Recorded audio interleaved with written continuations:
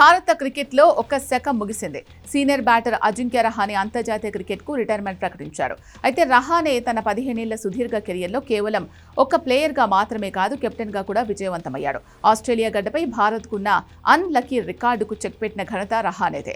అతని సారథ్యంలోనే 2020-21లో భారత్ బార్డర్ గవాస్కర్ ట్రోఫీని సొంతం చేసుకుంది. విరాట్ కోహ్లీ సారథ్యంలోని భారత జట్టు 2020 ఏడాది ఆఖరులో బార్డర్ గవాస్కర్ ట్రోఫీలో తలపడేందుకు ఆస్ట్రేలియా పర్యటనకు వెళ్లింది.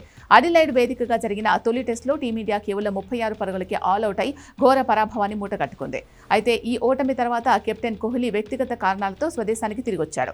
ఈ క్లిష్ట పరిస్థితుల్లో జట్టు బాధ్యతలను రహానేకు అప్పగించారు.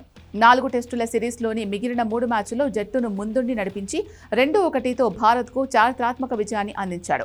మెల్బోర్న్ వేదికగా జరిగిన రెండో టెస్టులో అతడు సాధించిన వీరోచిత సెంచరీ సగటు క్రికెట్ అభిమాని ఎప్పటికీ మర్చిపోడు. అయితే తన కెరియర్లో ఎక్కువ భాగం లీడర్షిప్ గ్రూప్లో ఉన్నప్పటికీ ఈ ముంబై క్రికెటర్కు భారత జట్టు పూర్తి స్థాయి కెప్టెన్గా వ్యవహరించే అవకాశం ఎప్పుడూ లభించలేదు.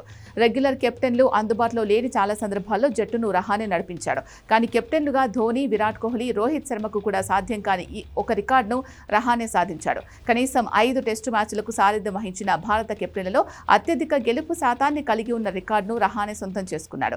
అతడి నాయకత్వంలో 6 టెస్టులు ఆడిన భారత్ ఒక్క మ్యాచ్ కూడా ఓడిపోలేదు. ఇందులో 4 విజయాలు, 2 డ్రాలు ఉన్నాయి. వన్డేల్లోనూ కెప్టెన్గా తన మార్కును చూపించాడు. వన్డేల్లో జింబాబ్వేపై 3 మ్యాచ్లకు కెప్టెన్గా వ్యవహరించి 3 గెలిపించాడు. T20లో అతడి సారథ్యంలో భారత్ ఒక విజయం, ఒక ఓటమి నమోదు చేసింది. మొత్తంగా రహానే భారత జట్టును 11 అంతర్జాతీయ మ్యాచ్ల్లో నడిపించగా కేవలం ఒక్క మ్యాచ్లో మాత్రమే ఓటమి చవిచూశాడు.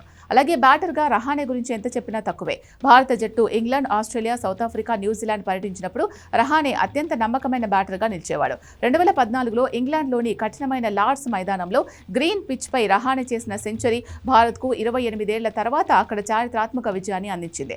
సౌత్ ఆఫ్రికా, న్యూజిలాండ్ వంటి ఫాస్ట్ పిచ్లపై ఒంటరి పోరాటం చేసి ఎన్నో మ్యాచ్లు కాపాడాడు. బ్యాటింగ్తోనే కాకుండా ఫీల్డింగ్లోనూ రహానే అద్భుతాలు చేశాడు. ఒకే టెస్టు మ్యాచ్లో వికెట్ కీపర్ కాకుండా అత్యధిక క్యాచ్లు పట్టిన ప్రపంచ రికార్డ్ రహానే పేరిట ఉంది. అలాగే వివాదాలకు దూరంగా ఉంటూ జట్టు ప్రయోజనాలే ముఖ్యంగా భావించే నిజాయితీగల ఆటగాడిగా గుర్తింపు పొందాడు.